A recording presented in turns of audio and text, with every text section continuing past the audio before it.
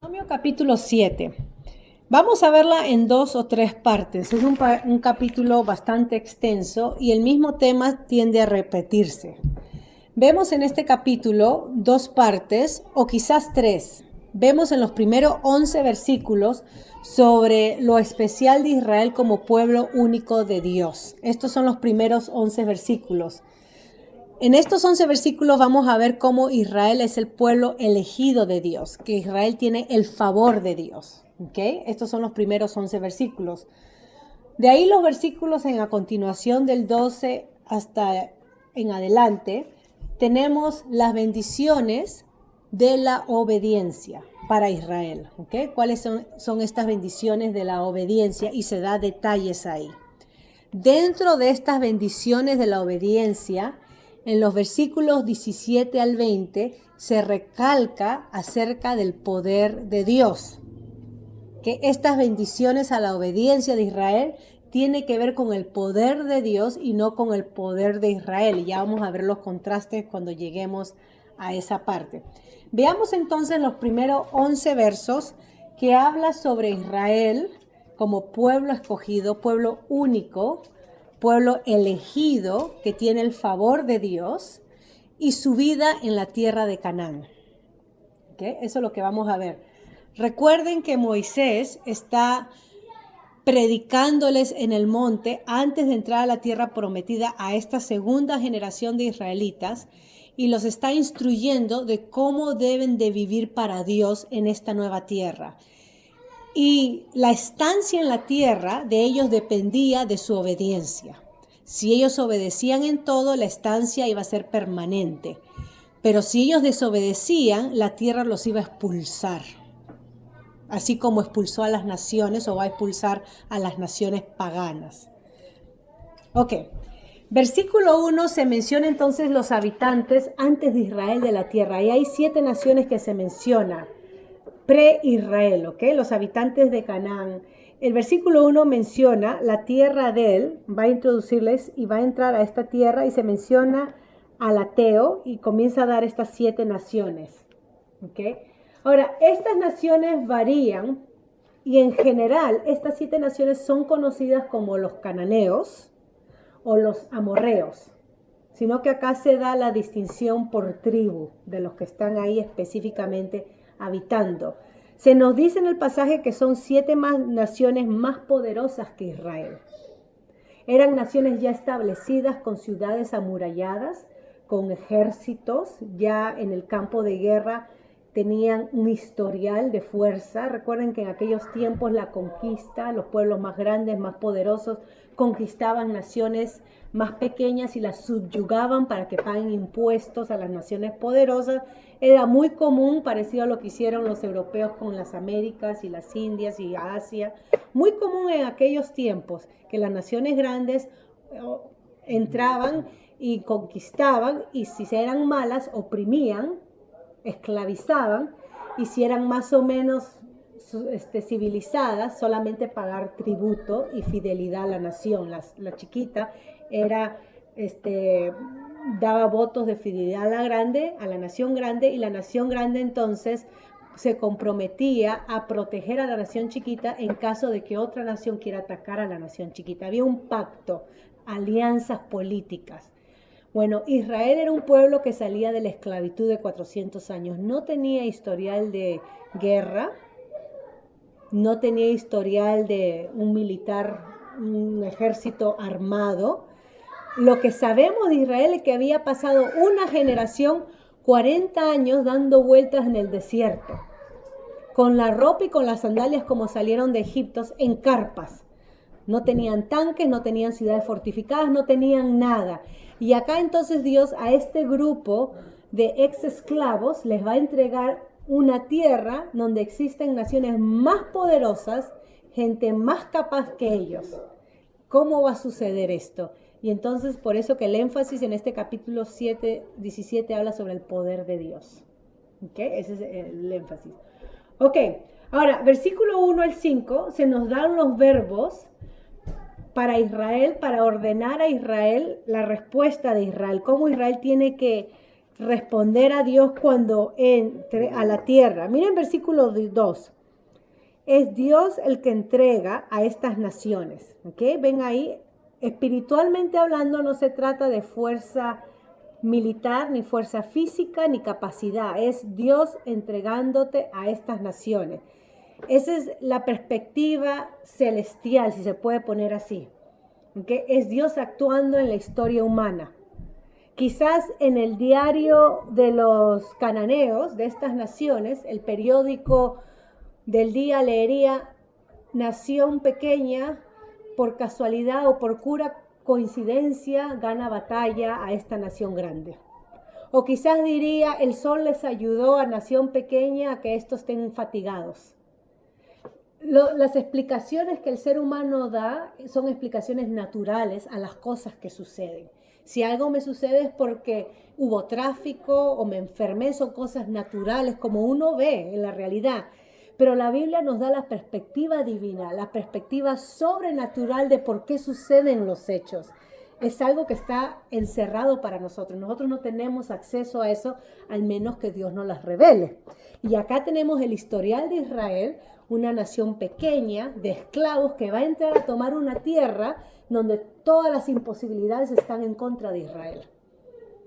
¿Okay? Todas las imposibilidades, pero acá el escritor nos dice, Dios las va a entregar. Como Dios se valga para entregarlas, esa es la sabiduría y el poder de Dios. Y eso es lo interesante. Ahora, miren lo que dice.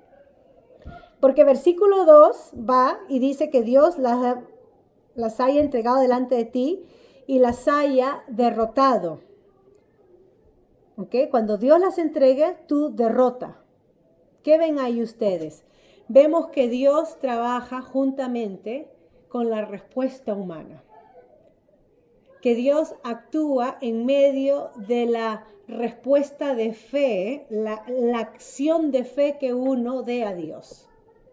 O sea que yo no me voy a sentar y esperar Dios actúa. Yo tengo que hacer y en mi hacer Dios va a actuar. Confiar que Dios va a actuar con poder.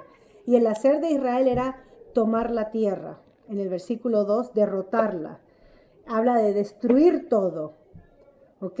No hacer alianzas ni tener misericordia. Especialmente cuando una nación grande te dice, nos sometemos a ti, te vamos a pagar tributo, te damos todo nuestro oro. La ciudad es tuya, qué aperitivo para Israel. Dios le dice, no caigan, no acepten.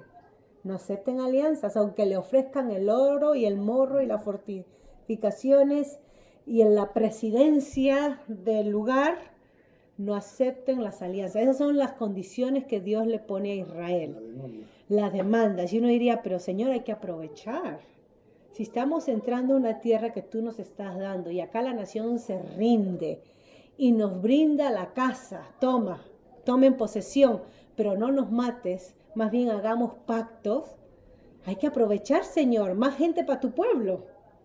Dios dice, no. Porque en el momento, vamos a ver, en el momento que ustedes hagan alianzas, ustedes van a comprometer su fidelidad hacia mí. Y ya vamos a ver cómo eso se aplica al ámbito espiritual. En el momento que nosotros hacemos compromisos con las cosas que no agradan a Dios, con las cosas del mundo, nos comprometemos, adulteramos, cambiamos, excusamos ciertas prácticas, total, así es como se hacen los negocios. Total, si mi vecino lo hace, ¿por qué no yo? Total, si el pastor siendo pastor lo hace. Y así excusando prácticas que van en contra de Dios, ahí empiezo a comprometer mi vida espiritual y voy hacia abajo. ¿Okay? Ya vamos a ver cómo eso se aplica. Ahora, versículo 2 dice, no hacer alianza y no tener misericordia. ¿Okay? Tenían que entrar y aplicar la espada. Y acá vemos que esto habla del juicio de Dios, porque está hablando de destruir a estas naciones, ¿ok? Se menciona 2 veces el destruir, el no hacer alianza. En el libro de Éxodo 23:32 habla de no hacer alianza, el no tener misericordia. En el versículo 16 también habla, y consumirás a todos los pueblos que te da Jehová tu Dios, no los perdonará tu ojo, ni servirás a sus dioses, porque te será tropiezo. Ahí habla y se nos da la razón por qué Israel no tenía que ser misericordioso con estos pueblos, porque dice, te serán de tropiezo. Y para conocer un poquito la historia, cómo estos pueblos fueron de tropiezo a Israel, lo único que tengo que hacer es leer el libro de Jueces. Lean el libro de Jueces y ahí van a ver un par de años, bueno, unos cuantas generaciones, un par de generaciones más adelante de la historia, cómo Israel fracasó en su misión de obedecer a Dios, hizo alianza con estos pueblos, muchos pueblos fueron derrotados, pero otros no, hizo alianza, y el libro de los Jueces nos cuenta la trágica historia de cómo sirvieron de tropiezo estas naciones para Israel, y en vez de Israel ser la nación que entraba y reflejaba el poder de Dios, vino a ser la nación que fue subyugada a las naciones alrededor. ¿Okay? Experimentó el fracaso. Entonces no tener misericordia también habla de no emparentar con estas naciones. Literalmente es no hagan yernos, no se casen entre estas naciones. ¿Okay? Esto también se menciona en Génesis 34:9. Recuerden que cuando Abraham le tocó buscar esposa para Isaac, él manda a su siervo Eleazar y le dice, ve a la casa de mi padre. ¿Recuerdan la historia? Y busca ahí una mujer para mi hijo Isaac. No buscó de entre los pueblos donde él estaba. Y una de las razones principales, según el contexto, era por el mundo pagano que se vivía. Porque la religión era muy fuerte, era lo primero, el diario respirar de estos pueblos. Entonces Abraham entendió y buscó uno de su parentela. Se puede argumentar también que su parentela vivía de un trasfondo pagano, también porque eran de Ur de los Caldeos, de allá de Babilonia.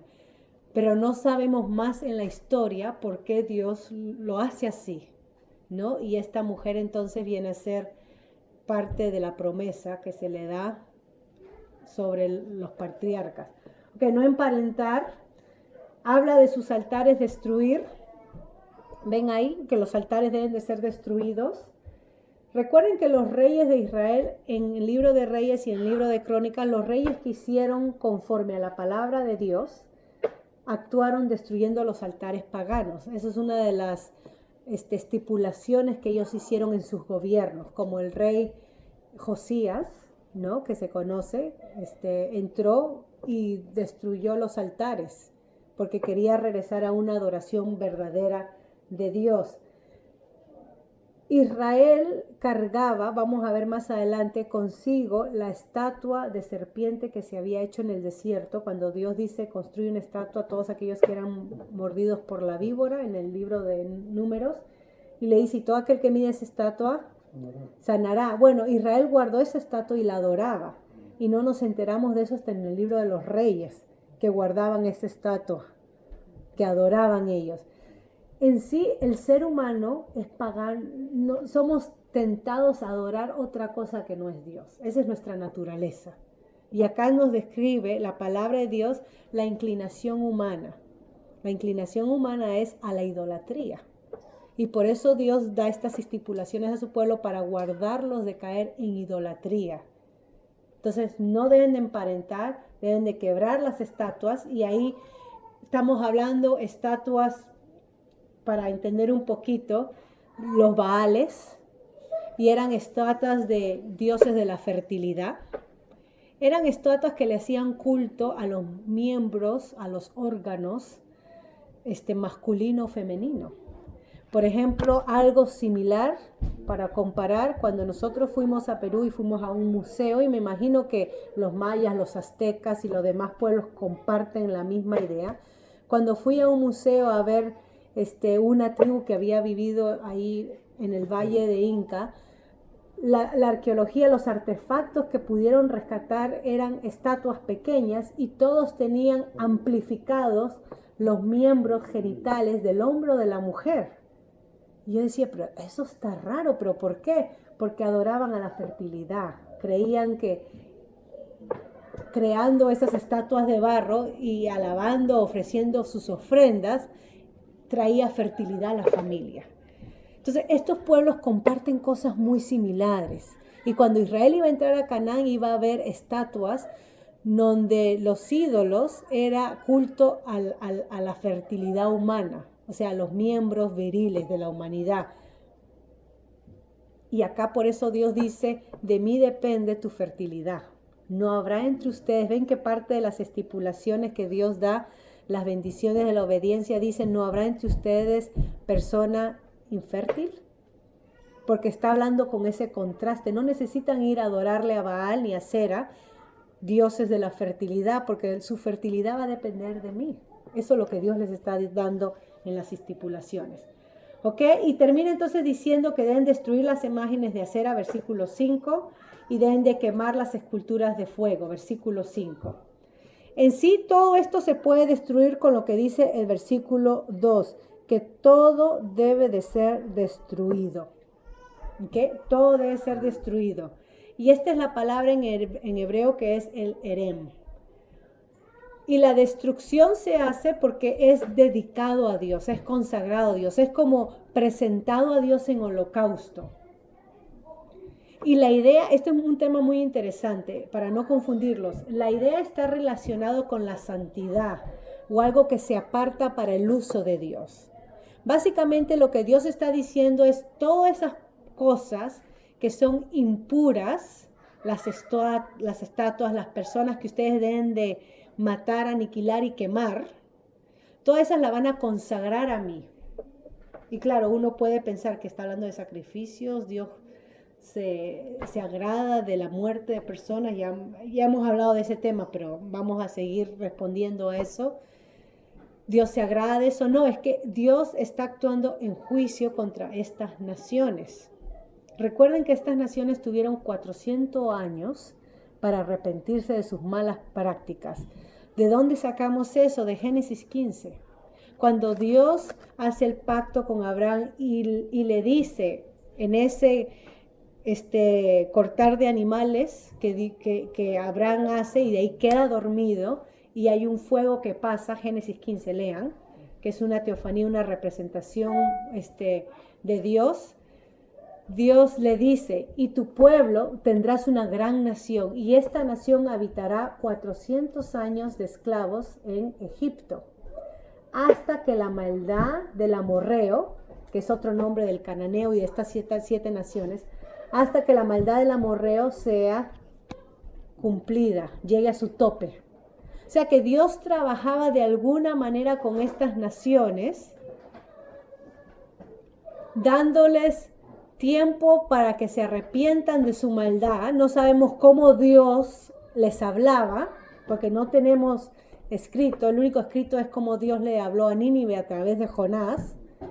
Pero vemos que estas naciones rechazaron la revelación natural de Dios, rechazaron al mismo Dios, y entonces la maldad incrementó tanto que Dios decidió, como en épocas de Noé, destruirlas. Y acá, en vez de usar un diluvio para destruir a estas naciones, está usando un pueblo, Israel. Israel es el pueblo elegido de Dios para mostrar al mundo su amor y para mostrar al mundo su justicia. Ese es Israel. Eso es lo que representa Israel para con Dios. Es muy importante entender eso. Y es por eso que Israel no podía comprometerse en alianzas con estas naciones. ¿Okay? Si queremos entender un poquito un ejemplo histórico del fracaso de Israel, lean Josué 9. Ok, versículos 6 a 11, y para poder terminar entonces, dice, versículo 6 dice, pueblo santo, porque tú eres pueblo santo para el Señor tu Dios. Y esta es la elección que habla el Antiguo Testamento, pueblo escogido. Dios escogió a Israel para que Israel le sirva. Este es un tema muy importante. Dios no escogió a Israel para que Israel sea su engreído entre las naciones. Dios escogió a Israel con un propósito definido de servicio. ¿Ok? Y no siempre el servicio en el Antiguo Testamento para Israel no siempre implicaba salvación. Y es por eso que cuando Dios trae castigo a Israel, juicio, vemos que la nación es disminuida. De ser pueblo grande comienza a disminuirse con la llevada de cautiverio de Israel del norte a Siria, después lo babilónico, y queda un remanente. sea que Dios los escoge a la nación no porque toda la nación va a ser salva, no toda la nación es salva, sino el remanente que responde a Dios con fe. Pero Dios escoge a toda la nación de una forma corporativa para que le sirva en algo, una misión. Y acá específicamente Israel le va a servir en traer juicio a estas naciones, ¿ok? En este contexto del capítulo 7.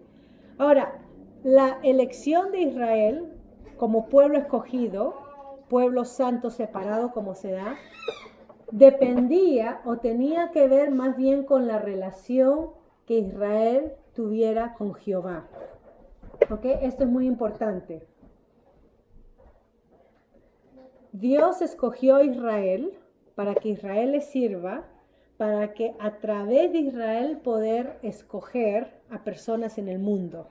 Israel era el instrumento de Dios para traer luz y sal a las naciones. Ven cuando nuestro Señor Jesucristo en el Sermón del Monte en Mateo 5 dice: vosotros sois la luz del mundo, vosotros sois la sal de la tierra. En el contexto original, primordial, no habla a la iglesia, le habla a Israel. Porque según el profeta Isaías, esa era la misión de Israel, ser luz y sal a las naciones. Pero Israel fracasó en su misión. Y nuestro Señor Jesucristo reiteró la misión de Israel en el Antiguo Testamento, en su propio llamado como Mesías, la reiteró y la volvió a enseñar a sus discípulos, gente judía, israelita. Y después estos mismos discípulos, al final de Mateo, que mismo habla del Sermón del Monte, les dice: vosotros, judíos, ir y predicar el evangelio a todas las naciones. Esa era la misión de Israel, pero ahora se la da a un grupo selecto, sus discípulos. Ustedes ahora van a cumplir lo que Israel no cumplió. Nuestro Señor Jesucristo vino a cumplir lo que Israel no cumplió y ahora es completado en sus discípulos y manifestado de una forma hermosa en su iglesia. Y es por eso que el evangelismo, se ha estado viniendo predicando sobre el evangelismo, es crucial para la iglesia. Porque nosotros debemos de cumplir con nuestra misión y no caer en el mismo fracaso que cayó Israel, acomodándonos al mundo, adaptándonos al sistema del mundo y no cumplir con nuestra misión. ¿Ok? Y hablo como iglesia, nosotros los gentiles. Ok, ya vamos terminando. Entonces la comunidad del pacto de Israel estaba formada por personas que se sometían a la ley de Dios, que actuaban por fe hacia la ley de Dios.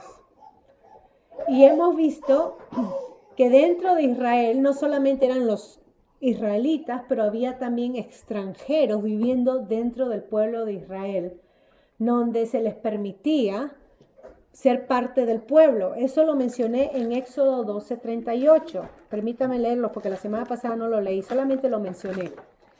Éxodo 12:38 dice, este es cuando Israel va a salir, pero miren lo que dice Éxodo 12:38. También subió con ellos, al salir del pueblo, grande multitud de toda clase de gente y ovejas y muchísimo ganado.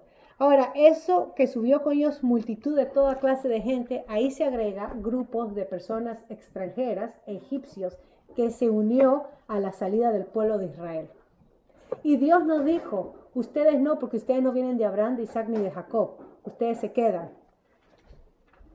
La liberación del pueblo de Israel incluyó a estas otras naciones que se agregaron al pueblo de Israel. Y más adelante el libro de Josué nos habla de una familia representada en esta mujer Rahab, que también cree y actúa con fe y es agregada al pueblo de Israel. Y más adelante se nos habla de Ruth, que también cree y regresa a Israel, se casa con un israelita y es agregada a la familia de Israel. ¿Qué tenemos acá? Que la nación israelita en el Antiguo Testamento son aquellas personas que responden con fe al pacto de Dios, sean naturales de sangre israelitas o sean extranjeros. No hay diferencia. ¿Ok?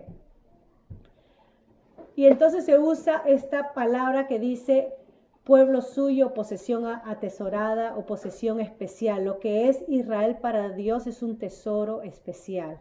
Y esto significa una propiedad valiosa. Esto es lo que como Dios ve a su pueblo, una propiedad valiosa. Israel era la joya, la corona de Dios. ¿Okay? Porque a través de Israel es que Dios revela su ley, sus conocimientos. Y no tiene nada que ver, versículo 7, Dios nos aclara, bueno, qué lechero diríamos en Perú, qué suertudo que es Israel, cómo es que Dios lo favorece en medio de todos los pueblos. El versículo 7 nos aclara y nos dice, no por ser vosotros más que todos los pueblos os ha querido Jehová. O sea que la elección de Israel no era cosa que dependía de Israel. La elección de Dios con Israel, el favor que Dios tenía con Israel, no tenía nada que ver que Dios estaba jugando favoritismo entre los pueblos o que Israel era su pueblo engreído, por decirlo así. Esto tenía que ver con la misericordia, la gracia y el amor inmerecido de Dios hacia Israel. Israel, como los demás pueblos, no merecían la gracia ni la elección de Dios. No lo merecía, era un pueblo de esclavos. Dios ha podido dejarlos en Egipto, como un pueblo más que pasa en la historia. Pero Dios los eligió para que a través de Israel las naciones puedan conocer la misericordia, gracia, amor y justicia de Dios. Y qué mejor manera de empezar a conocer al Dios de Israel que Dios revelando su ley a su pueblo, dándole a conocer su palabra y su ley a su pueblo. Esta es la gracia de Dios para con Israel y esta es la gracia de Dios para con los gentiles. Porque si no hubiera Israel, nosotros los gentiles estaríamos perdidos sin conocer esta gracia, esta voluntad de Dios. Entonces, porque Dios escogió a un pueblo y lo hace especial, que no tiene nada que ver con el pueblo, porque ellos no merecían nada igual que nosotros, totalmente destituidos, tiene que ver con Dios. Gracias, Señor, por escoger a Israel, porque a través de Israel podemos conocer de tu gracia, tu amor, tu justicia, tu ley. Porque si no hubieras escogido a Israel, la ley de Dios hubiera sido la naturaleza. Sí existe Dios porque hay árboles y qué bonito, nada más, ahí limitadamente. Y entonces versículo 8 termina diciendo, porque Dios os amó y quiso guardar el juramento que le dio a sus padres. Y voy a parar ahí para completar la segunda parte sobre el poder de Dios, de cómo Dios actuó en la historia de Israel. Pero ¿qué sacamos acá para con nosotros? ¿Qué aplicación sacamos?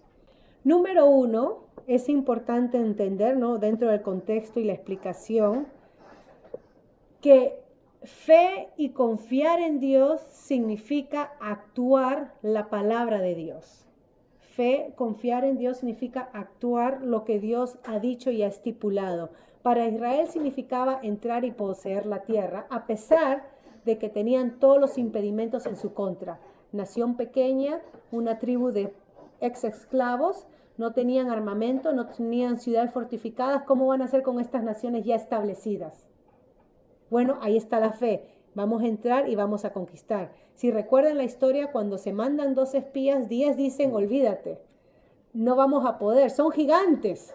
Ni siquiera no tenemos el armamento, sino que son gigantes los que viven ahí. Nosotros somos gente pequeña, tenemos muchos ancianos o muchas mujeres.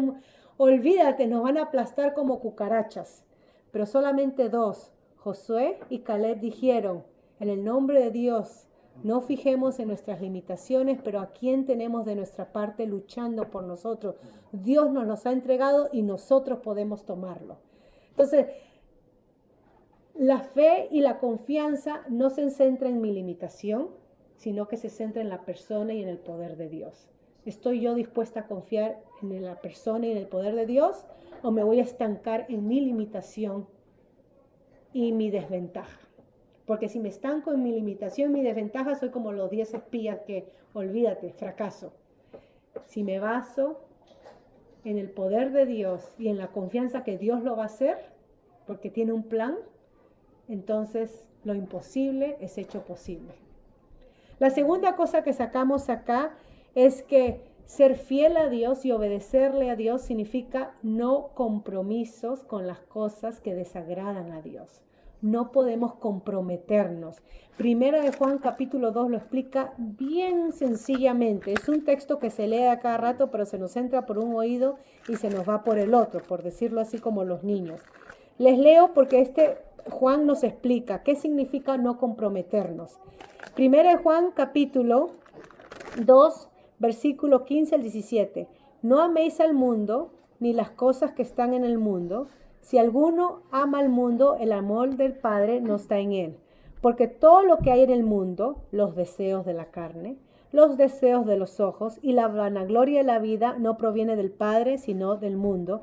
Y el mundo pasa y sus deseos, pero el que hace la voluntad de Dios permanece para siempre. Ese pasaje explica cómo el creyente no debe de comprometerse. Nuestro amor y fidelidad es primeramente hacia Dios y no hacia las cosas de este mundo, las cosas materiales, como queramos describirla, ¿no? Los apetitos de este mundo o las cosas que brillan como oro y nos desvían de la obediencia a Dios. Y por último, la tercera cosa, la elección de Dios no está basada en cuán excelente creyente soy, o cuán fiel soy, o cuán espiritual soy, o cuán puntual soy en mis quehaceres cristianos.